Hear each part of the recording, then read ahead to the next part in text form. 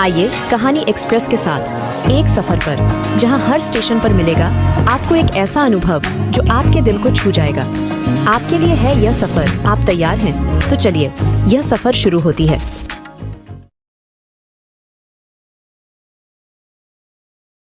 आशा है कि आपने पिछला भाग अवश्य पढ़ लिया होगा।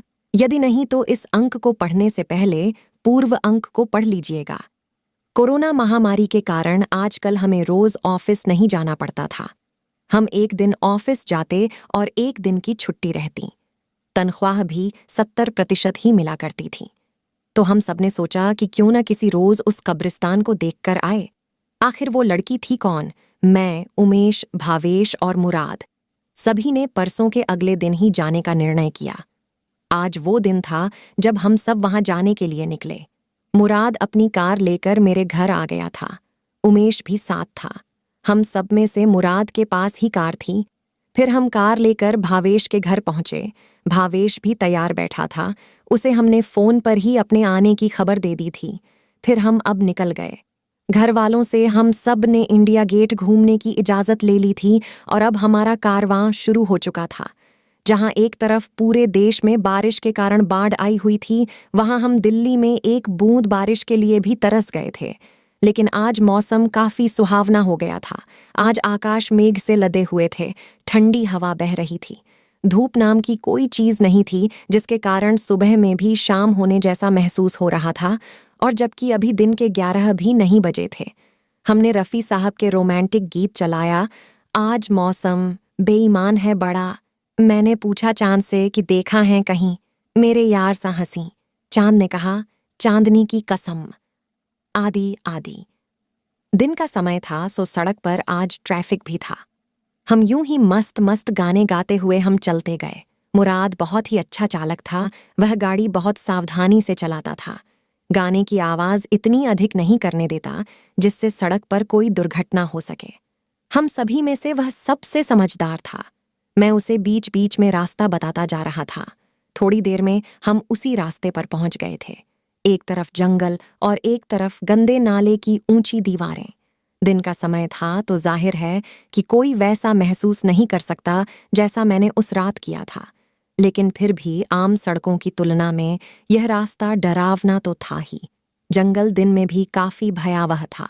किकड़, पीपल और न जाने कौन कौन से वृक्ष उस जंगल से सड़क की ओर झुके हुए थे, मानो जैसे वो धीरे धीरे पूरे सड़क को अपने कब्जे में लेना चाहते हों।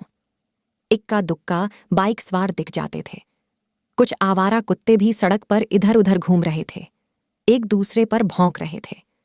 मुराद गाड़ी को धीमी गति से चला रहा था। हम सब कौतूहल से बाहर देख रहे थे और मैं सभी को कहानी बताता जा रहा था कि यहाँ पर ऐसा हुआ था और वहां पर वैसा हुआ था। थोड़ी देर बाद किसी मृत जानवर की तेज दुर्गंध आने लगी। हम सब ने अपने मुंह और नाक पर हाथ रख लिया और कार की खिड़कियों को बंद कर दिया। तब जाकर कुछ राहत मिली। वहीं समीप ही सड़क के एक किनारे कौए का एक झुंड किसी मृत जानवर की बोटियां नोच रहे थे। यदि हम घर पर होते तो मैं निश्चित रूप से कह सकता था कि इस वक्त का मौसम और भी सुहावना हो चुका है।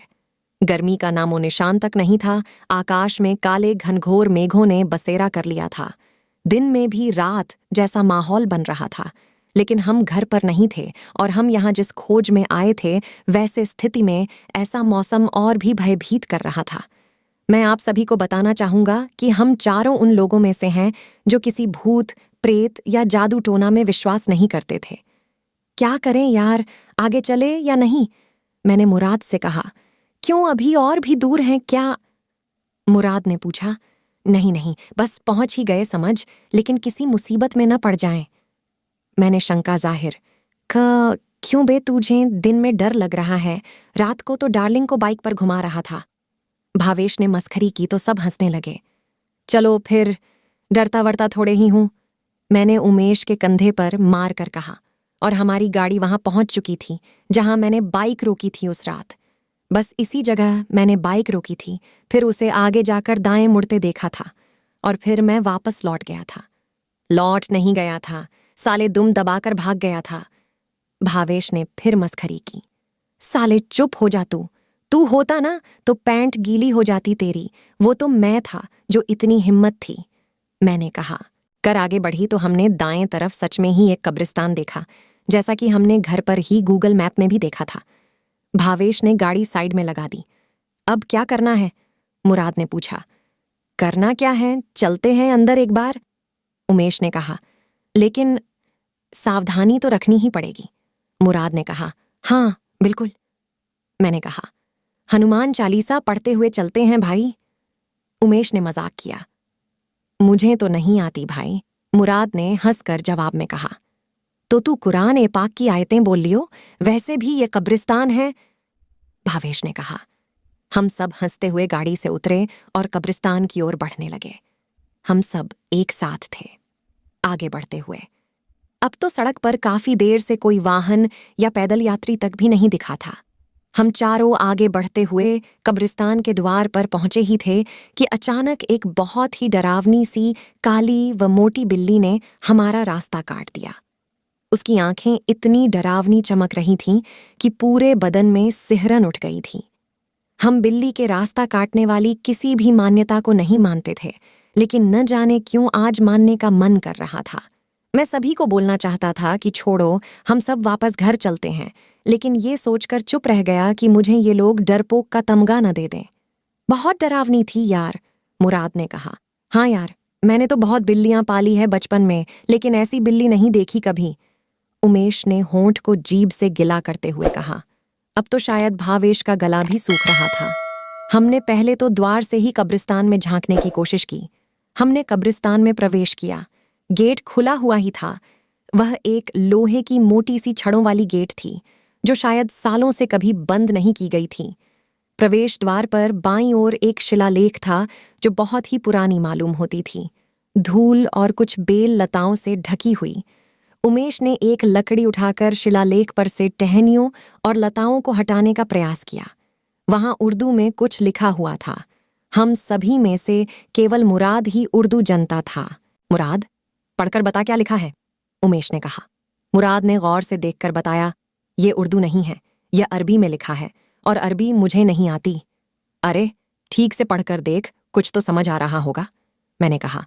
यहाँ कब्रगाह पर कुछ डेट लिखी हुई हैं, 1-5 अब ये लिखा है 9-4 मतलब 1544 ईस्वी।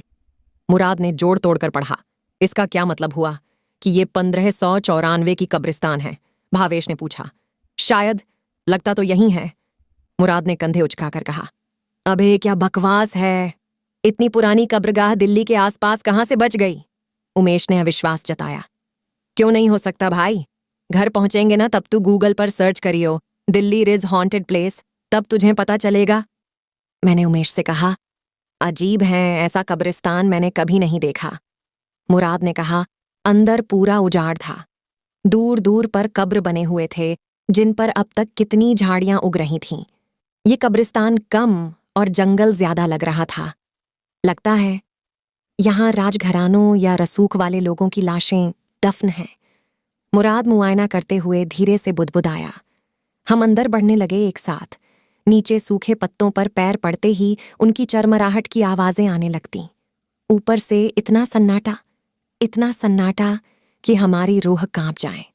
और वो कहावत तो आपने सुनी ही होंगी ना? हाँ, वो क्या था? अरे हाँ, याद आया कि सिर मुंह ढाते ही ओले पड़ना। वही हुआ हमारे साथ। मौसम खराब होने लगा था। बादलों ने पूरा आकाश घेर लिया था। लगा जैसे कि रात होने वाली है, लेकिन अब हवा भी तेज चलने लगी थी। मुराद और मेरे बाल कुछ लंबे थे, जो हवा के झोंकों से लहरा रहे थे। सूखी पत्तियां भी तीतर बितर हो रहे थे, जिनके सरसराने की आवाज आ रही थी। क्या हम में से कोई डर रहा था? क्या किसी के मन में कोई डर था, या सभी बेखौफ थे? इसका जवाब मैं आश्वस्त होकर नहीं बता सकता, लेकिन सभी सतर्क जरूर थे, क्योंकि भावेश का मानना था कि ये कोई प्रेत आत्मा या ऊपरी रूह का मामला नहीं है, बल्कि ये कोई गिरोह है जो इस बात का फायदा उठा रहे हैं। कहीं ना कहीं हम सब भी उसके इस तर्क को पूरी तरह नहीं नकार सकते थे। माहौल डरावना था, इतना डरावना कि किसी बॉलीवुड वालों को यहाँ शूटिंग करते वक्त कोई स्पेशल इफेक्ट्स देने की जरूरत नहीं पड़ती।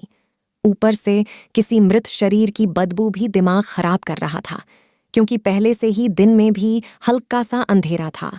हर चीज का रंग इसके वास्तविक रंग से अलग दिखती थी, जैसे किसी ने पूरा कब्रिस्तान को ही किसी मोबाइल के एप्लीकेशन से एडिट, बदलाव, संपादन किया हुआ है। कुछ कुछ रंगीन और कुछ कुछ ब्लैक एंड वाइट। ये सब कुछ मौसम के मिजाज के कारण था। हम आगे बढ़ने लगे थे। लगता था जैसे अभी कोई भूतिया म्यूजिक बजने वाला है। हम तीनों यानी मुराद, भावेश और मैं आगे आगे चल रहे थे और उमेश हमारे पीछे पीछे। हर कोई अपने चारों ओर बड़े ही गौर से निरीक्षण कर रहा था। वह अजी, आर, हाँ, वजीर, मुराद बुदबुदाया। क्या? मैंने पूछा। उस कब्र पर अरबी में कुछ लिखा है, लेकिन मैं सिर्फ वजीर ही समझ पाया हूं। मुराद ने कहा। हमने सही अंदाजा लगाया था। ये कब्र राजसी लोगों का है, कई 100 साल पुरानी। लेकिन सावधान रहना, चोर उच्चकों का गिरोह हमारे यहां आने से बुरा मान सकता है। भावेश बोला। कब्रिस्तान बहुत बड़ा था और अब यह जंगल होता जा रहा था। हर तरफ झाड़ और अजीबोगरीब सूखे पेड़। इतने में मेरे कंधे पर किसी ने पीछे से हाथ रखा, मानो मेरे पैरों तले जमीन खिसक गई हो। मेरा पूरा बदन सिहर उठा। मैं पीछे मुड़ने को था कि उमेश मेरे बगल में आ गया। अबे क्या डरा रहा है तू, कंधे पर ऐसे हाथ रखकर? मैंने धीमी आवाज में बोला, लेकिन मैंने देखा उमेश के चेहरे पर हवाइयां उड़ी हुई थीं। क्या हुआ? मैंने पूछा। भावेश और मुराद ने भी उमेश की ओर देखा तो उन्होंने भी इशारे में पूछा। ऐसा लगा मुझे कि कोई देख रहा है हमें पीछे से। मैं जैसे ही पीछे मुड़ा तो वहां कोई नहीं था। उमेश ने अपने होंठ जीभ से गीला करते हुए बताया, ऐसा कुछ नहीं है। ये साले अविनाश ने जो लड़की की कहानी बताई थी ना, और ऊपर से ये सुनसान जगह, इन्हीं सब की वजह से हम सबके दिमाग में कहीं न कहीं एक डर बैठा हुआ है। इसीलिए तुझे ऐसा लगा होगा। भावेश ने बेतरतीबी से कहा। अबे तो मैंने कोई झूठी कहानी थोड़े ही सुनाई थी। मैंने कहा, मालूम है। हाँ अरे। भावेश बोलते बोलते काफी तेज चीखा और उछल पड़ा। हमारे तो प्राण सूख गए। उमेश वापस गेट की तरफ तेजी से भागा। अबे क्या हुआ? मैंने पूछा। मेरे पैर पर कोई राक्षस था क्या? भावेश डरता हुआ बोला और अपने पैर जमीन पर पटकने लगा। हम सब ने नीचे देखा तो एक बहुत बड़ा सा जंगली चूहा भागा जा रहा था और भागकर एक कब्रगाह में कहीं घुस गया। राक्षस? हा, मुराद हंसते हुए बोला। साला कहता है राक्षस था क्या? और वो मुस्कुराने लगा। मुझे भी हंसी आ गई। अबे राक्षस कौन बोलता है? भूत बोल लेता, चुड़ैल बोल लेता, राक्षस ये कौन बोलता है? अच्छा, सालों अगली बार से न सोच समझ कर पूरा गणित लगाकर बोलूंगा। और उस कमीने को देख गेट पर भाग गया। साला कोई मुसीबत आई न तो पहले ये ही भागेगा। भावेश ने उमेश की ओर उंगली कर कहा। उमेश अब तक आ चुका था। आगे जाने पर हमें लगातार 5 कब्रगाह और मिले। खैर, ये तो कोई बात नहीं हुई। कब्रिस्तान में कब्र ही मिलते हैं, लेकिन यहाँ कहीं भी इतने पास पास कब्रगाह हमने अब तक नहीं देखा था। ऐसा लग रहा था जैसे इन सभी को एक ही साथ दफनाया हो। कब्रिस्तान काफी बड़ा था और उसके चारों ओर जंगल ही जंगल था। चारों ओर ही क्या, अब तो कब्रिस्तान भी जंगल से कम नहीं था। सामने देख, कितना बड़ा स्ट्रक्चर है, उमेश बोला। हाँ, शायद ये कभी बैठक रही होगी, यहाँ आने वाले लोग बैठते होंगे, भावेश ने अंदाजा लगाते हुए बोला। हम आगे बढ़ने लगे और आगे। सुनसान तो था ही हर जगह। ऊपर से ये मौसम ने भी जैसे हमें और खौफजदा करने की कसम ली थी। आकाश के बादल छांटने का नाम ही नहीं ले रहे थे। अचानक ही एक हल्की सी रोशनी के साथ बिजली भी चमक उठी। यकीनन इतनी हल्की सी बिजली से छोटा बच्चा भी नहीं डरे, लेकिन एक बार कोई हमारी परिस्थिति में हो तो। Oh no, shit shit shit! Bhavesh भी अचानक चिल्लाया। हे भगवान! उमेश ने भी जमीन की ओर देखा जहां भावेश खड़ा था। जब हम सबने देखा तो हमारे रोंगटे खड़े हो गए। यार, ये तो किसी इंसान के पेट की अंतरिया लग रही है। मैंने जमीन पर कुछ मांस के लोथड़े की ओर देखकर कहा। या अल्लाह, तो इसी की बदबू थी जिसने दिमाग की नसें फाड़ दी थीं। मुराद नाक पर रुमाल रखता हुआ बोला। चलो अब चलो यहां से, बस बहुत हो गया। उमेश ने कहा, लेकिन यार सिर्फ आंत के लोथड़े हैं, बाकी की बॉडी तो नहीं है। भावेश ने कहा, हमें क्या, तू खाएगा क्या बाकी बॉडी? साला बोलता है बा की बॉडी कहाँ है? चुपचाप वापस चलो। उमेश कुछ चिढ़ता हुआ बोला। उसके चिढ़ में उसका डर झलक रहा था। भाई शांत हो जा उमेश, वापस ही चलते हैं। लेकिन हम यहाँ ये पता करने ही तो आए थे ना कि हकीकत क्या है। मैंने उसके कंधे पर हाथ रखते हुए कहा। हाँ, हमें तो आदत है ही ना किसी के फटे में टांग डालने की, उमेश बोला, और पड़ी हुई लकड़ी लेने की। भावेश हंसते हुए बोला, यार क्यों फालतू में उंगली करना, हमें किसी ने बुलाया तो नहीं था यहाँ। उमेश बोला, हाँ नहीं तो, ये तो वही बात हुई ना कि आ बैल मुझे मार। मैंने कहा तो सब मेरी तरफ देखने लगे।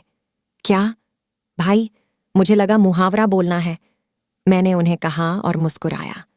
सालों तुम्हारा कंपटीशन खत्म हो गया हो तो ये देखो, यहां से कुछ सूखे हुए खून के निशान हैं। शायद उधर की तरफ किसी ने बाकी बॉडी घसीटते हुए ले गया होगा। मुराद बोला, मुझे तो अब भी ये किसी कातिल या चोर लुटेरों का काम लग रहा है। अच्छा, पागल है क्या? चोर लुटेरे दिख रहे हैं तुझे यहाँ कहीं भी? इतनी देर से यहाँ हैं हम, कहाँ हैं वो लोग? पहले से ही चिढ़ा हुआ उमेश बोला। दरअसल उमेश को अब इस बात का विश्वास हो गया था कि यह कोई रूह का काम है, कोई भटकती हुई अतृप्त आत्मा का काम। इसीलिए वह अब यहाँ असुरक्षित महसूस कर रहा था। मुराद ने बिना जवाब दिए खून के रास्ते की ओर जाना शुरू किया। भावेश ने मेरी ओर देखा और फिर वो भी मुराद के साथ हो लिया। मजबूरन मुझे भी उनके पीछे जाना पड़ा और मुझसे ज्यादा मजबूरी तो उमेश बेचारे की थी। खून के निशान कब्रिस्तान के पीछे कहीं जंगलों की ओर जा रहे थे। हम फूंक फूंक कर अपने पांव जमाते हुए आगे बढ़े। ये लो देखो, ये कोई मंकी या लंगूर है, इंसान नहीं है। मुंह पर रुमाल रखे हुए मुराद ने जंगल के एक गड्ढे की ओर इशारा करते हुए दिखाया। ये लो क्या? अब बता, ये किसी लुटेरों ने इस बेचारे मंकी को लूटा और मार कर यहां फेंक दिया? उमेश झुंझलाकर पूछा। अबे तू चुप कर साले फट्टू। मुराद से बर्दाश्त नहीं हुआ उमेश का बार बार चिड़चिड़ाना। साले कोई दूसरा जानवर ही होगा जिसने इसे इस तरह बेरहमी से खाया होगा। उमेश भी उसे कुछ जवाब देने को हुआ, लेकिन मैंने उसे आंखों से इशारा कर शांत करवा दिया। भावेश मेरी ओर देखकर मुस्कुराया। भवेश का कुछ समझ नहीं आ रहा था कि उसे जरा भी कोई भय लग रहा है या नहीं। वो बस चुपचाप वही करता जो मुराद या मैं करते। वो मस्त मौला था, ये हम जानते थे, लेकिन ऐसी स्थिति में भी। हम वापस कब्रिस्तान की ओर आए। उमेश थोड़ा नाराज हो चुका था। काफी देर तक हम इधर उधर घूमते रहे। सभी चारों ओर चौकन्नी निगाह से जायजा ले रहे थे। कुछ देर बाद तो गजब हो गया। घूमते घूमते मैं और उमेश तो एक साथ थे, लेकिन मुराद और भावेश कहीं भी नजर नहीं आ रहे थे। ये भी तो नहीं मालूम कि कितनी देर हुए हमें बिछड़े हुए। अंदाजन कोई 10 से 15 मिनट से हम बिछड़ गए थे। कहाँ गए वो? मैं फुसफुसाया। साला, कब्रिस्तान भी इतना बड़ा है, गांव बनाने की सोची थी क्या? शायद वो दोनों उस पार होंगे जहां बैठक बना हुआ है। उमेश ने अंदाजा लगाया। मुराद, मैं धीमी आवाज में पुकारा। शश, चिल्ला मत, उधर चलते हैं, मिल जाएगा, उमेश ने कहा और अचानक पीछे मुड़ा। उसके मुंह से अनायास ही निकला, अब न नो। मैंने भी पीछे देखा और उमेश से पूछा, क्या हुआ? मुझे लगा कोई गया था अभी यहां से, उमेश बोला। साले खुद डरा हुआ है, मुझे मत डरा अब, मैंने सीरियस होकर कहा। अरे सच में, उसने यकीन दिलाने की कोशिश की। हम दोनों तेजी से मुराद और भावेश को ढूंढने निकल पड़े। तभी पसीना पसीना हुआ भावेश हमें मिल गया। कहाँ गायब हो गए यार तुम लोग? मेरी तो लग गई थी। मुराद कहाँ है? भावेश ने एक सांस में कहा। क्या? मैं चौंका। मुराद तेरे साथ नहीं था? उमेश ने भी चौंक कर पूछा। अबे नहीं, तुम तीनों मुझे छोड़कर गायब हो गए और मुझे लगा तुम तीनों मेरे पीछे पीछे आ रहे हो। तुम्हारे चलने की आवाज भी आ रही थी, लेकिन जब पीछे मुड़ा तो वहां कोई नहीं था। तभी भाई मेरी तो पूछ मत। घबराया हुआ सा वो बोला। अबे ढूंढो उसको, मैंने घबरा कर कहा। चल जल्दी। मुराद, भाई मुराद, उमेश आवाज देने लगा। अबे अभी तो कह रहा था आवाज मत लगा, मिल जाएगा, मैंने कहा। अबे ढूंढ यार उसको भाई। उमेश सचमुच घबरा गया था। भावेश ने तुरंत ही उसे अपने गले लगा लिया। दोनों 4-5 सेकंड गले लगे रहे। चलो भरत मिलाप हो लिया हो तो, मैंने कहा। हम उस तरफ जाने लगे। तभी उधर से मुराद को आते देखा। हम दौड़कर उसके पास गए। साले कहाँ गायब हो गया था? भावेश ने पूछा। पता नहीं यार, तुम लोग ही गायब हो गए थे। मैं तो आगे आगे चल रहा था, लगा तुम लोग पीछे पीछे आ रहे हो, लेकिन तुम थे ही नहीं, उसने कहा। भावेश ने मेरी ओर देखा क्योंकि मुराद ने भी वही बात बताई जो भावेश ने अभी अभी हमें बताई थी। चल छोड़, अब बहुत हो गया, चलते हैं यहां से, मैंने कहा। उमेश अब भी चुप था, थोड़ा घबराया सा, लेकिन मुराद के मिलने से थोड़ा सुकून लिए हुए। पहले तू इसे सॉरी बोल, भावेश ने मुराद से कहा। सॉरी यार, मुराद ने बिना 1 सेकंड भी गवाए बोला, जैसे कि उसने पहले से ही सोचा हुआ था। पता है कितना घबरा गया था ये तेरे लिए, आवाजें दे रहा था, मैंने मुराद को बताया। हाँ, सुना मैंने, तभी तो इधर की ओर आया, मुराद बोला, और फिर तुरंत हमारे बीच से होकर उमेश को गले लगा लिया। सॉरी भाई, चल बे, सॉरी, कब से सीख ली हमने, उमेश उसकी पीठ थपथपाकर बोला। चलो चलते हैं, कुछ अलग ही चीज है यहाँ, भावेश बोला। क्या मतलब? ऐसा क्या देखा तुम तीनों ने? मुराद ने पूछा। भाई अकेले तू ही नहीं भटका था, सभी भटके थे, मैं भी अकेला ही भटक रहा था, बस ये दोनों एक साथ थे। भावेश बता ही रहा था कि अचानक ही बारिश शुरू हो गई, वो भी मोटी मोटी बूंदें। दौड़ो अब, मुराद चिल्लाया और हम सब दौड़ने लगे, लेकिन बारिश मूसलाधार होने लगी। इतने दिनों से दिल्ली में बारिश नहीं हुई थी, सब दिल्ली वासी एक अच्छी बारिश के लिए तरस गए थे, लेकिन आज हुई तो लग रहा था जैसे हम चारों की कब्र खोदने के लिए। ऐसी मूसलाधार, ऐसी तेज हवाएं, भय से हम लोग कांपने लगे थे, या फिर शायद बारिश के साथ ठंडी हवाओं से, पता नहीं। कल्पना करें कि आप हमारी जगह पर वहां हैं और ये सब अजीबोगरीब घटनाएं घटित हो रही हों और मौसम भी घनघोर होता जा रहा हो। रह रहकर ऐसा लगता हो कि कोई आपको पीछे से देख रहा है। मैं फिर बता दूं कि हम चारों उन लोगों में से हैं जो भूत प्रेत में नहीं मानते। बड़े से बड़ा अजनबी घटनाएं और कहानियां सुनकर भी हमें कभी भूत प्रेत पर विश्वास नहीं हुआ। यही कारण था कि बेमतलब हम यहां आ गए थे उंगली करने और पड़ी लकड़ी लेने। खैर, हम सब गेट तक पहुंच गए, लेकिन यहां भी हमारे लिए कुछ नया इंतजार कर रहा था। जो शिलालेख हमने देखा था, धूल और टहनियों से ढकी हुई, वह धुल चुकी थी। उस पर हिंदी, अंग्रेजी और अरबी में कुछ लिखा हुआ था। अरबी तो खैर कोई जानता नहीं था, लेकिन अंग्रेजी में लिखा था प्रोहिबिटेड एरिया।